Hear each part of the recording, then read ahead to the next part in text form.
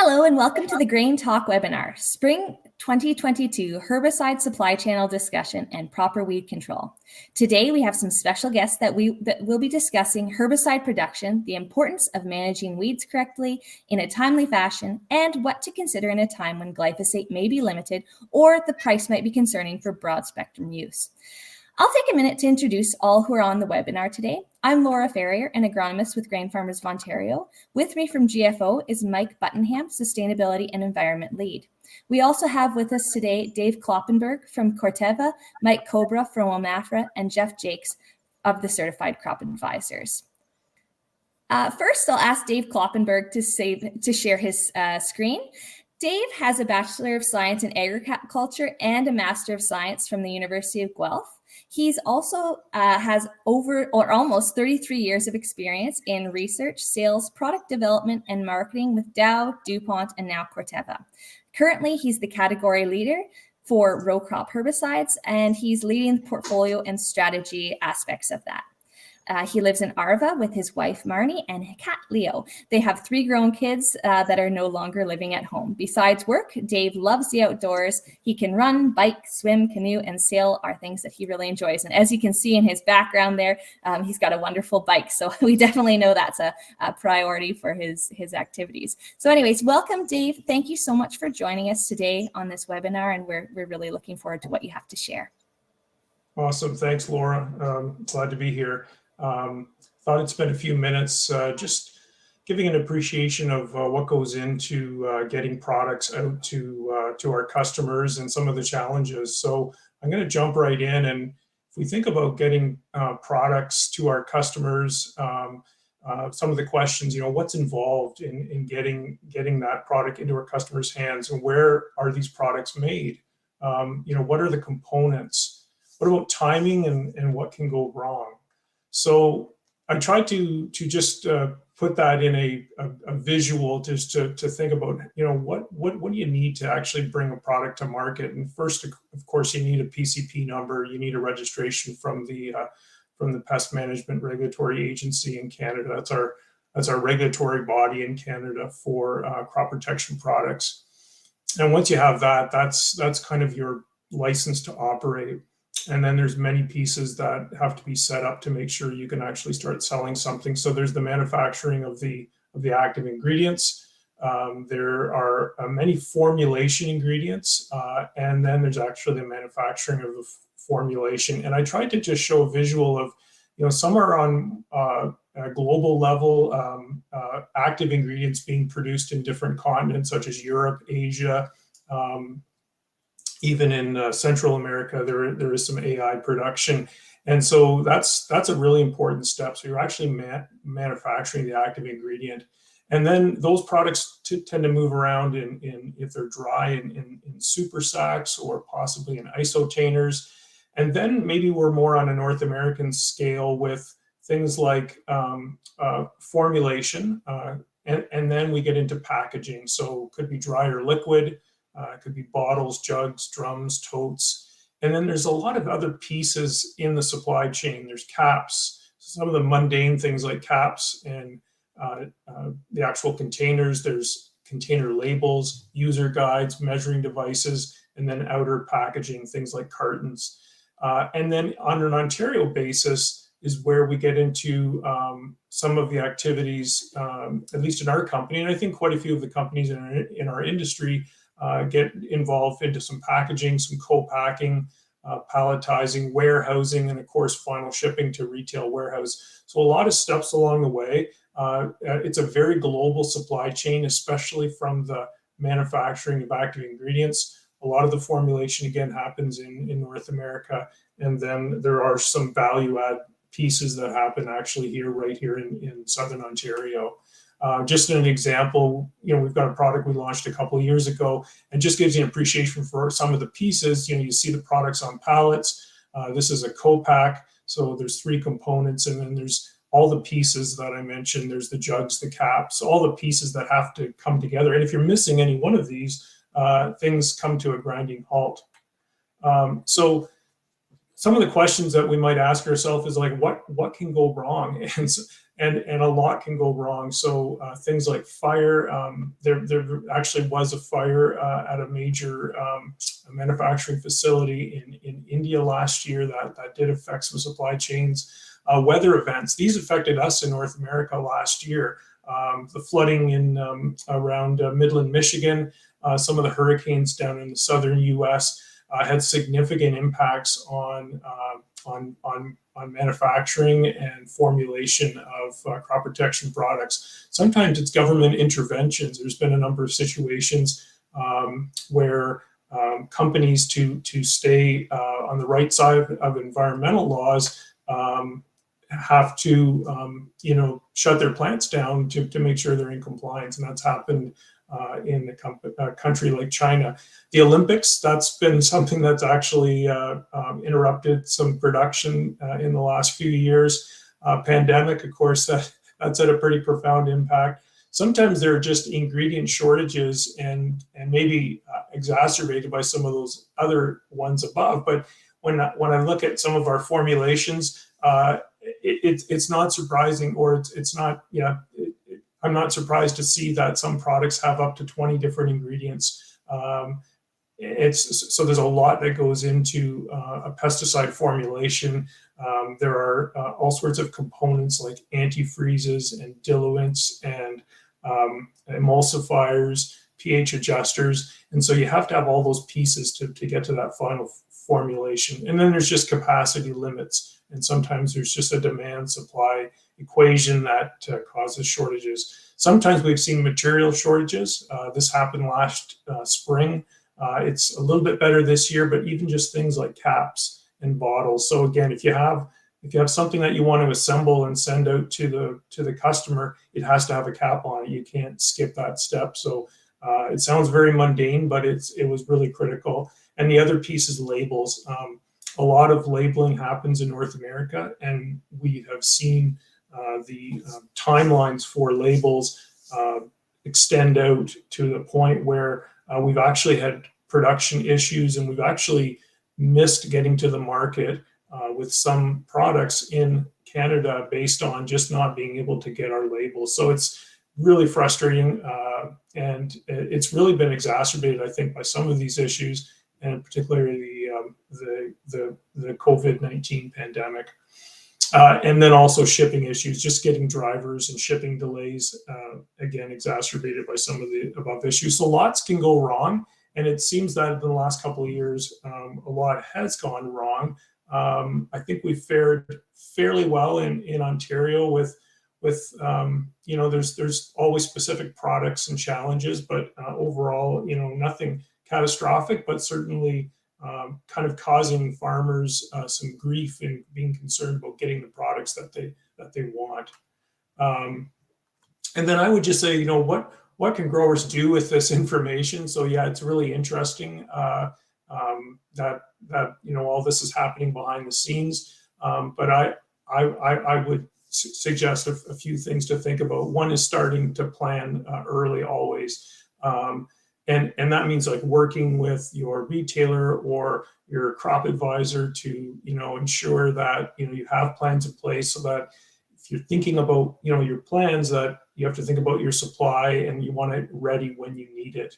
Trying to get products on farm well before you'll need them. I think the days of just showing up at your retailer and saying, I would like this product, those days are past us. I think you're really taking a large risk if you're not planning ahead to make sure that the product you want is going to be available for you to use. And then, harvest time, that's a time, I think it's not too early. Like if you're thinking about a time frame, I'm thinking harvest time is often a great time to start planning for the next year, because we're scouting our fields at that point, seeing the results, and starting to think about what kind of let's say weed control programs or maybe disease control programs you would want to implement next year. And that starts the planning process again to make sure that you're communicating with the people that you're trying to get the products from, to make sure that they're ordering, and then they signal their intentions to us, and then we try and balance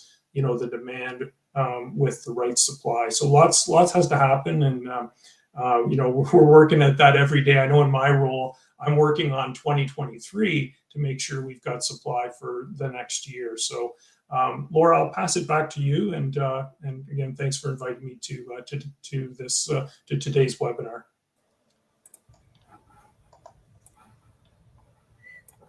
Thanks so very much, Dave. You shared some really great areas of the industry that many farmers may not be aware of. All of the events that can affect, or many of the events that can affect herbicide production are certainly good to be aware of, and farmers can be impacted drastically by very similar issues that the herbicide production industry is at various points of the season. So that's really great to be aware of. And COVID, like you said, has impacted so many things and continues to do so as we go forward. So just to be prepared for that is great. Now I'd like to introduce Mike Cobra. And Mike has been the weed specialist in field crops for the Ministry of Agriculture, Food and Rural Affairs since 2002. His work focuses on providing the tools and resources to help Ontarians manage weeds. He obtained both his Bachelor of Science in Agriculture and his Master of Science degrees at the University of Guelph. In addition to his role with the ministry, Mike also has adjunct faculty status in the Department of Plant Agriculture at the University of Guelph. He lives on a family farm just northwest of Guelph with his wife and daughter. Yeah, so I want to touch on and move forward with what Dave was talking about in terms of like how do we position these herbicides to minimize yield losses in the major field crops grown in Ontario. And so at a very high level, we always want to start clean and stay clean when we're growing field crops in Ontario from a weed control perspective. If we look at the major field crops grown, looking at from most competitive to least competitive, like winter wheat by far is our most competitive crop. And then soybeans and corn are relatively less competitive, and therefore timing of weed control and quality of weed control is extremely important. So let's just walk through at a very high level kind of the strategy for all three of these crops, starting with kind of the least competitive of the three, and that's field corn. So a lot of timing studies over the last 3 or 4 decades have looked at when is the optimal time to control weeds in corn, and the most recent studies have shown that yield is maximized if we keep that corn crop weed free from emergence to the 6th leaf stage of corn. We want that corn crop coming up in a weed free environment. And the main reason for that is early on, corn is extremely sensitive to early competition. We've seen losses as great as 3 bushels per acre per day for every day that we're delayed in that critical weed-free period from emergence to the 6th leaf stage. And so, that adds up fairly quickly. Of course, that's extreme. That's with high weed pressure merging with the crop. It's probably more around the 1 to 2 bushel per acre per day loss. But if we look at this picture on the screen, right, where we don't want to be is in a situation where we have weeds growing at that early phase of crop development. And so the work that was done to support that kind of critical period comes from both Ontario and Michigan, a fairly robust 11 trial study where they found that if they kept corn weed free up into the 6th leaf stage, yield was maximized. There wasn't much upside from controlling up to the 8th leaf stage if we're talking purely yield. But of course, most farmers know that it's also good to manage weeds and the amount of seeds we're returning back to the soil. So if we take that, then it's really valuable to extend that period of weed control from emergence up to the 8th leaf stage. That's where we hit that sweet spot of maximizing yield and return, and then reducing the amount of seeds that are going back to the soil and competing in other rotational crops. Now, if we look at soybeans, it's a little bit more competitive than corn. Makes sense. You have corn at about 30,000 plants per acre, soybeans at about 165,000 plants per acre. So it inherently can handle more competition. But if we want to minimize yield loss from weed competition, we need to keep it weed free from the 1st to 3rd trifoliate stage. Although I would say there's a couple of caveats around that in terms of the studies that have looked at that critical period, they've also started clean, or they've planted into good seed beds. So that could be, clean like this if you're in a no-till system, or clean if you're in a conventional till system. But if we plant into kind of a weedy environment like this, lots of dandelion pressure, we've done pre-plant burn down studies in the last 5 years that show it's not too hard to lose 5 bushels an acre from just planting into not a great environment, even if you start controlling weeds within that critical period. So historically, this is the data to support the critical period, where we have our weed-free control here giving us 50 bushels per acre, our weedy check giving us about 15 bushels per acre. So, upwards of 60 plus percent losses in yield due to weed competition. And kind of the sweet spot traditionally in a glyphosate tolerant Roundup ready soybean system was if we initiate weed control at the first trifoliate stage, we get yields comparable to the weed-free control. If we're delayed, even to the third trifoliate stage, that can be some significant reductions. I've seen it as much as 20%, as low as 5%. All these things depend on how many weeds you have, when they're emerging, and what the environmental conditions are. Regardless, it's a significant chunk of change if we delay weed management. So historically, there probably hasn't been a lot of motivation to look at residual herbicides in soybeans, but there have been a couple of significant weed issues pop up in the last 5 years that have changed the game in that respect. And so even if we look at some most recent herbicide use information in Ontario, looking at herbicide tolerant soybeans, now we have close to 30% of the soybean acres grown in Ontario receiving some form of pre-emergent herbicide. And that's up from essentially less than 1% 4 or 5 years ago. And the types of brands you're seeing there, and I'm sure Jeff will get into some of these options possibly, is you see things like Sencor and Aragon and Classic and Dicamba. And so these are programs that are dealing with either glyphosate resistant weeds or problematic weeds. So kind of what's changed the game in soybeans are species like this one, Waterhemp, which is quite abundant, quite competitive, and then unfortunately quite resistant to a lot of different herbicides. So we don't now have the luxury with a species like this of waiting to the first trifoliate stage in order to control it.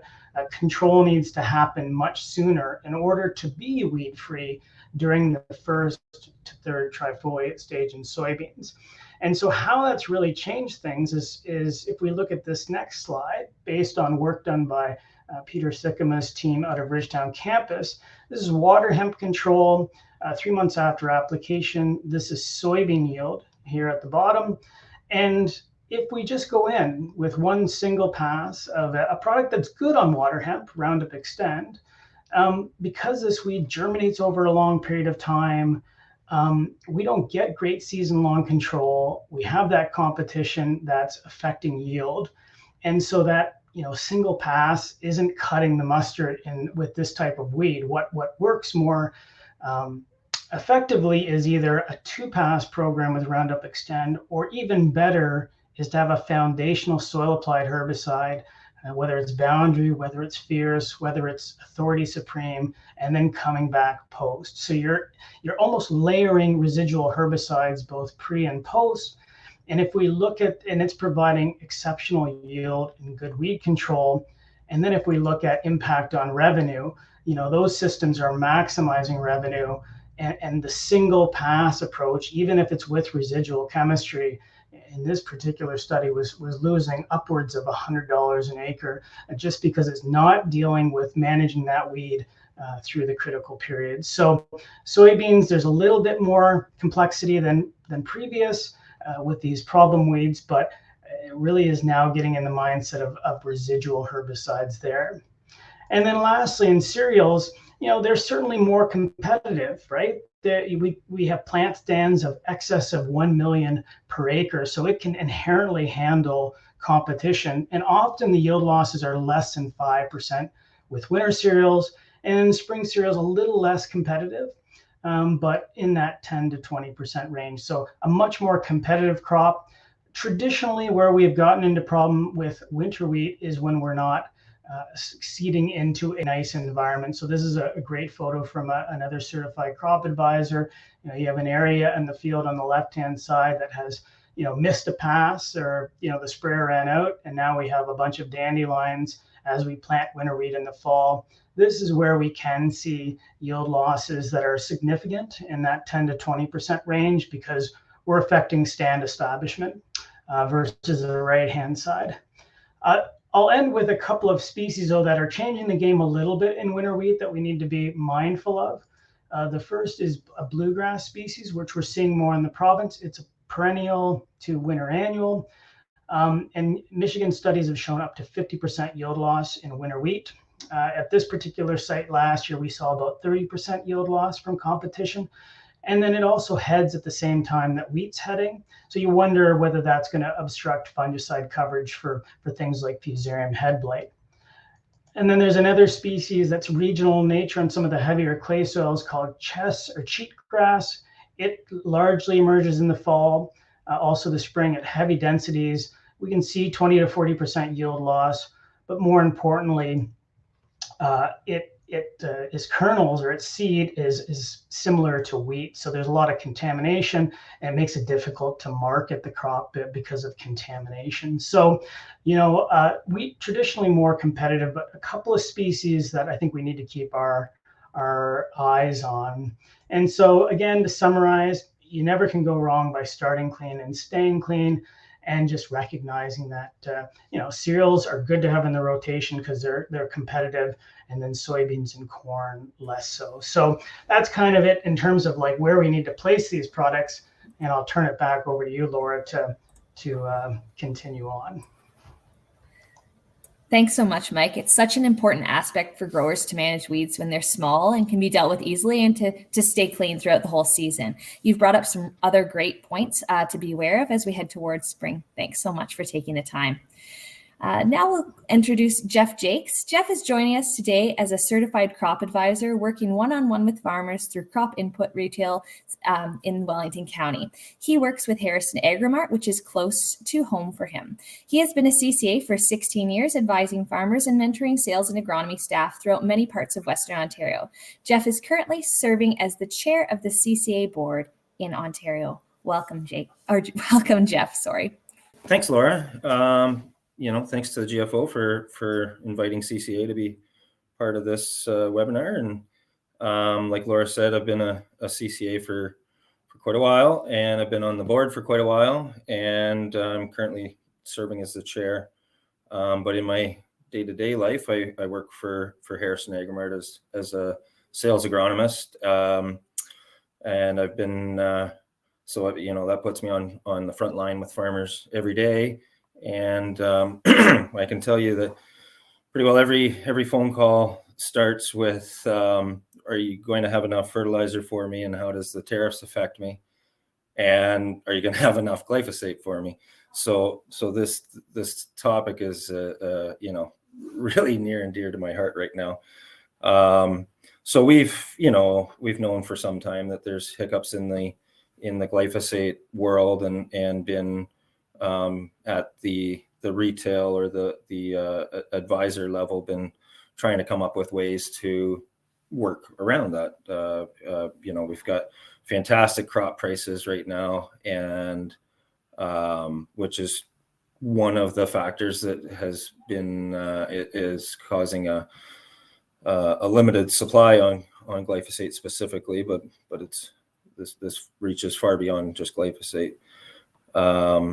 So we've been proactively trying to plan out how to, farm by farm, reduce the amount of glyphosate that we're using. Dave did a really good job of covering kind of the whole system of how we get glyphosate, or any product for that matter, to the retail, and then to the farm and to the field. And the one thing I would add to Dave's points there, I remember it was in the spring of 2020, or maybe the summer of 2020, somebody who's far smarter than I am said, we'll probably be fine this year for supplies. but we'll feel it next year because these production slowdowns are we're going to feel those supply crunches next year. And now we're 2 years out, and for sure the supply crunches are being felt.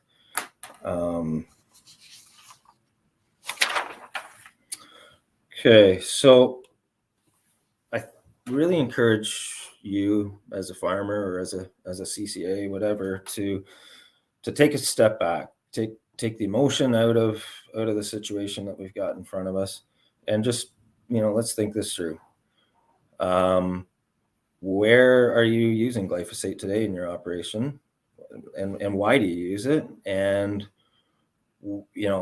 try to think back to the last time that glyphosate was $20 or $30 a liter, and what did you do then? Are there alternatives? Of course there's alternatives, and with the values that we're seeing right now, some of them are going to be equal or lesser than just straight up glyphosate is. So yeah, challenge yourself to think through alternative management approaches. There's more to this than this whole growing corn and soybeans thing than just spraying Roundup. Yeah, I said there was even a time when a young guy like me can remember that we didn't have Roundup Ready crops, period. So glyphosate, for a number of years had become the cheap and easy button, if you will, and kind of lulled us into complacency, and that's had some far-reaching and going to be long-lasting issues with tolerance or resistance, I should say. Okay, with all that said, glyphosate hasn't fallen off the face of the planet. It's still out there. There's going to be glyphosate in sheds, but it's going to be expensive. We know that. So try to work with your retailer, with your CCA, with whoever you do your planning with, to try and proactively reduce the amount that you need for your acreage. So let's talk about some alternatives. Tillage, tillage is still probably one of the most thorough weed control options that we have. So if you're in a conventional system or a min-till system, perhaps being a little more aggressive with that spring tillage may really help reduce the amount of any herbicide that you need this year. Mike talked about starting clean and staying clean. So this next point plays into that, where I'm a big proponent of any kind of upfront residual chemistry.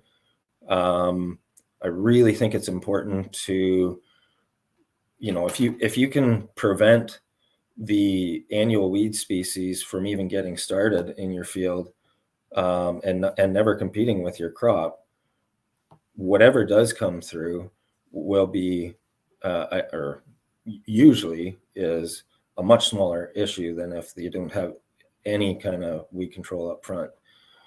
It allows you to target specific weeds after the fact in crop.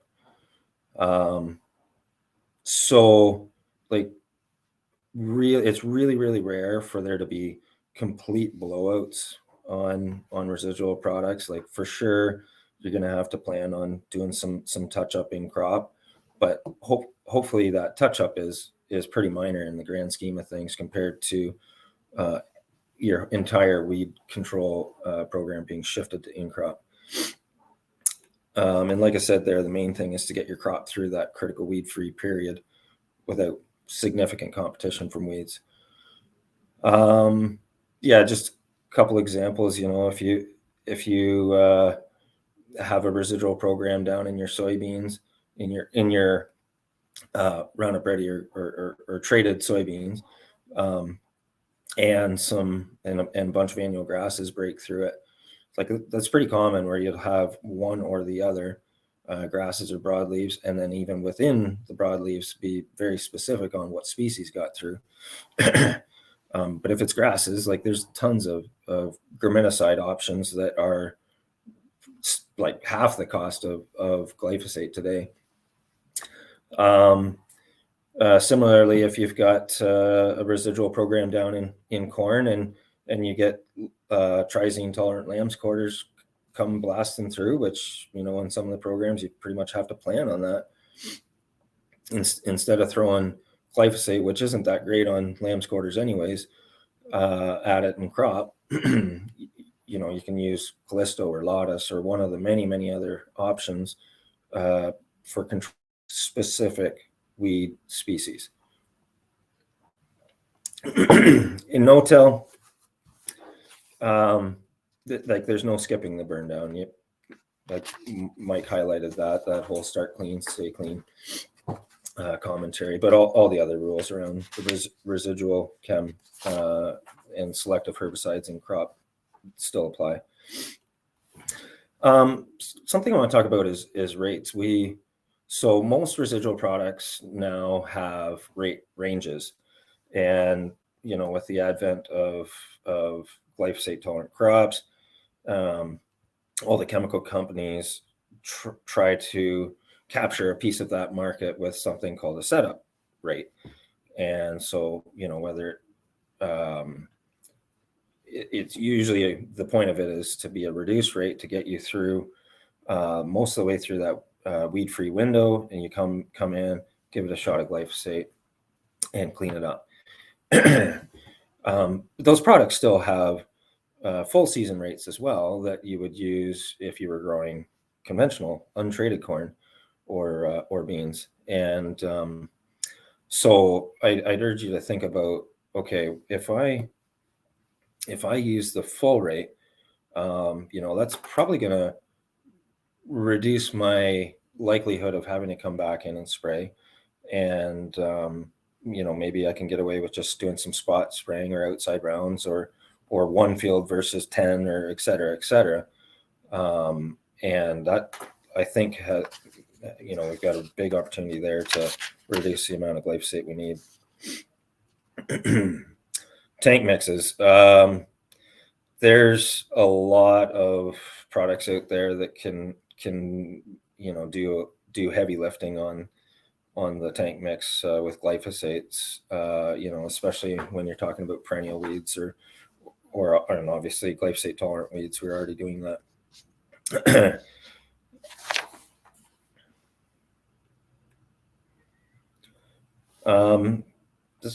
This point here, I want to talk about, you know, trying to make that application when you do have to use glyphosate, make it work as best as you can.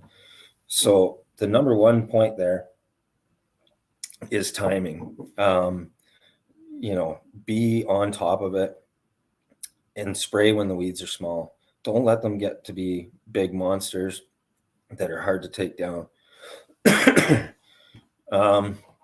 Conditioning the water. So hard water is not our friend in a spray tank. And so calcium, for example, ties up. So every ion ties up 2 glyphosate molecules. And so if we can have the water conditioned to tie up the calcium so that it leaves as much glyphosate or any other product available to do their thing on the weeds, then that's going to help us significantly. Weed ID. So make sure you know what you're actually looking at. You know, example there is you've got sow thistle. Is it annual or is it perennial?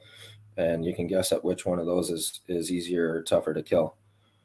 Tank mix partners, we already talked about that. And then don't cut corners in terms of water volume or the application itself. Cover crops. This is I'm a big believer in proactive weed management through cover crops, especially self-terminating cover crops, where you may not even need to do any burn down on that wheat stubble that's got oats, for example, growing on it. Oats are extremely competitive And I've seen many times where you have oats planted as a cover crop, or ryegrass, or whatever, an aggressive growing cover crop, and wherever there was a miss, like it'll just be filled with pigweed or lamb's quarters, and in where the cover crop itself is, there's basically no weeds. So like I said there, Mother Nature wants her soil covered, so cover it with something good. Of course, everything starts, this all starts with a plan. And reality is, if glyphosate doesn't show up in the sheds, or as much as what we need, there likely won't be enough conventional chemistry on the planet to displace all of the glyphosate. So come up with a plan of attack, and maybe a B and C plan. And I'll echo Dave's advice there, and getting stuff on farm now will be in your best interest. Okay, that's all I've got, Laura. Thank you very much for having us again. No problem. Thank you so much, Jeff. You've raised some really great points for growers to be aware of this spring.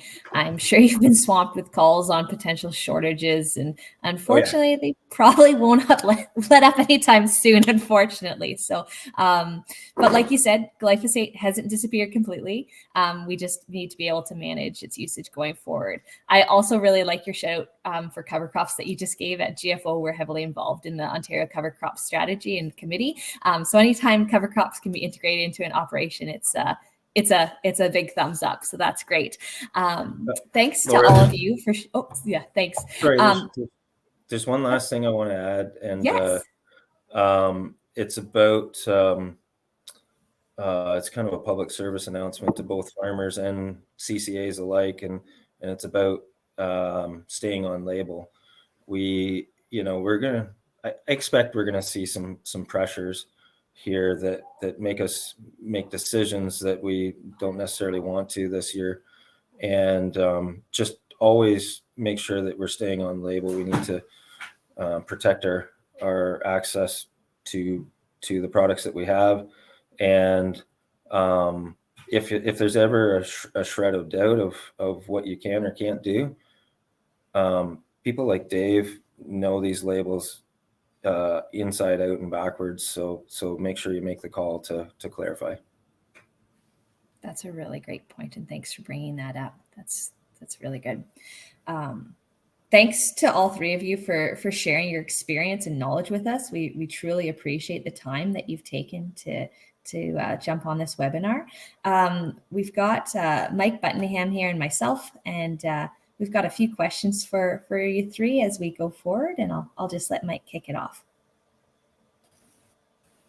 Perfect. Thanks, Laura. So I guess a question that I have is maybe tying into some experiences we've faced kind of with the realities of COVID, and bringing up an example being kind of the toilet paper situation where panic buying and those sorts of things occurred.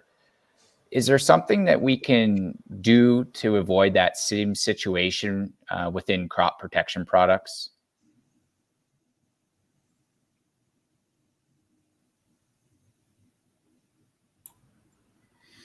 I think that's a great point, Mike. I mean, from our perspective, we sometimes have to allocate products because we just know we don't have a supply for everyone. So we're trying to make sure we fairly distribute our products among our distributors and retailers, and it's a challenge when the supply is more limited. So it starts right at our level, where we're trying to allocate and make sure we kind of spread it around. It doesn't get hoarded or sit in a warehouse and not get used at the end of the season. Yeah, that's similar at the retail level. We have records of what everybody used last year, and I mean, we never want to turn customers or business away, but alarm bells start ringing when you see people calling from out of the area that are looking looking for product that, and you've never dealt with them before. So but realistically, there's the cost of the stuff should hopefully help prevent hoarding just in itself. Great, thank you.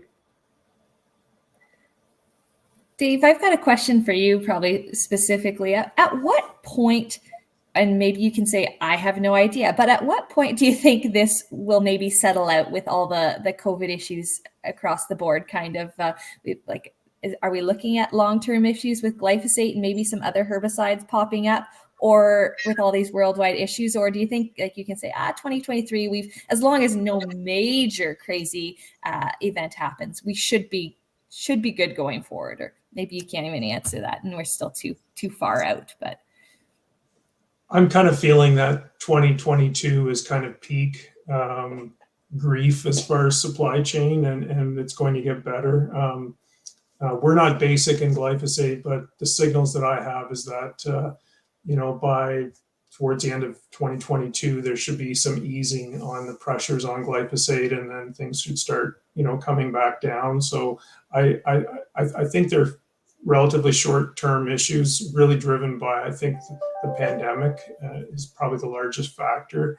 And then I think what it's done, though, is it's forced manufacturers like us and others to look at their supply chains to make sure that they're more robust. So maybe we might have been a single source supplier for labels, and now we need to make sure we've got a second source lined up in case our first source is not delivering. So I think it's forced all of the companies to try and make their supply chains a little bit more robust, and who knows, maybe bring some of the supply closer to where the markets are as well. But they take so long to set up these supply chains that you can't just flip a switch and move things around the world that easily. Totally understandable. No, that's great. Thanks for your answer. I've got another kind of more broad question for probably Jeff and Mike, but if someone's having trouble controlling their perennial grasses and they'd usually be using a high rate of glyphosate, and they're just, the option is there's no glyphosate for them, or we only have a very select amount. And I know you're saying, Jeff, stick with the label rate, but what are maybe some other options that they could look into, I guess, for that? That's a Mike question. Okay. That's fair enough. Well, I'd like your opinion on this, Jeff. First of all, Laura, I think surprisingly, people overestimate how high the rate needs to be. Like, if we actually, and that's to Jeff's point, like looking at the label, if you start breaking down some of those perennial grassy weeds, like the rate isn't necessarily as high as you think it is. Like, there's certain species like brome grass that I can think of that have like a super high rate that's needed for control. But the most of perennial grasses is that standard 0.67 liter per acre rate. So then it goes back to those points that Jeff talked about, like, how can I put that rate in a position to win? And that's around, Yep. Water quality, water volume, time of day. Like, I think because there are a couple of points that I'd love to hear, Jeff and Dave's response to, but I think because glyphosate was so cheap, we got pretty comfortable jacking the rates up because it covers a lot of sins in terms of, like, if the weeds are a bit too big because I wasn't as timely, I can make up for that. And I think we're at a point now where we probably need to dial it back to what actually is more on label. I guess that'd be my first point. And then my second point is like, I think there's plenty of opportunity in, like, corn. I see a lot of, like, good conventional corn herbicide programs being sold at, like, early 2000s prices, right? Really. And so we got really good weed control. There's a lot of good conventional corn herbicide programs where we don't really need to have glyphosate, only as maybe a last resort. I guess that would be my comment on it. Yeah, for sure, Mike. Like, we, throughout the winter in the business that I work with, we're very proactive on sitting down, talking, or planning out the weed control fertility approach for the year. And a lot of our customer base gets it, that there is other ways to manage this. So, and it's starting with residual chemistry up front and coming back in crop if needed. And a lot of the time it will be a if needed kind of scenario. Now, perennial grasses, there's all kinds of graminicides that, especially with the some of the post-patent products that are available now, it's made them pretty cost effective to kill perennial grasses. It may take a little longer, but we got options. Yeah, so I didn't really answer your question, Laura, in terms of like specifics. Like there are some perennial grasses, like I can think of like Italian ryegrass, where there's already some natural tolerance to glyphosate, and the addition of a graminicide, like Jeff said, like whether that's like clethodim, the active ingredient in products like Select or Statue, or Assure 2, like those can be very helpful and necessary. And as Jeff points out, they're much more cost effective than they were 20 years ago, right? Mm-hmm. For sure, that's great, and it's great that there are options. And yeah, I guess as a farmer, they just need to get in touch with their local sales rep and CCA or Mike or whoever for some extra encouragement if they need that, I guess, going into spring. So that's great. Thank you. I just had a quick question, and it's around the water quality aspects. And just curious, we know that obviously groundwater is an important part of a lot of farms across the province. Are there things that we can do to maybe ensure that minerals like calcium don't impact the way that our spray mixes cause impact to product? I'm just curious if there's anything out there that we could share today. Yeah, like I think Jeff brought up a bunch of good points. I guess and it's a broader question to the group. Like you really don't know until you test your water, and I don't know if that's a practice that's done a lot, right? Like I'll be honest, I think I have it for my own place, but I'm not sure. It'll be hard water, but I think that's the starting point. Like we really need to know what the calcium carbonate levels are in water, because there are some guidance around then how to condition that water if it's at extreme levels. I think that would be the starting point. And then I think you do want to be a little bit careful. Like I think that's where working with a trusted certified crop advisor is important, because there's a lot of kind of stuff out there, and some of it's valid and some of it's maybe not so much, right? So that would be my only other point. That's great. Thanks so much to all three of you again for joining us today. We truly appreciate it. And along with this webinar that will be able to be found on gfo.ca, we have a document online that's found under agronomy, crop management, in the fact sheets area that Mike Cobra has created on maximizing the performance of glyphosate. So that's something there if you also want some extra reading or print it out and carry it around in your sprayer for this spring coming up. So thanks so much to all of you, and have a great day.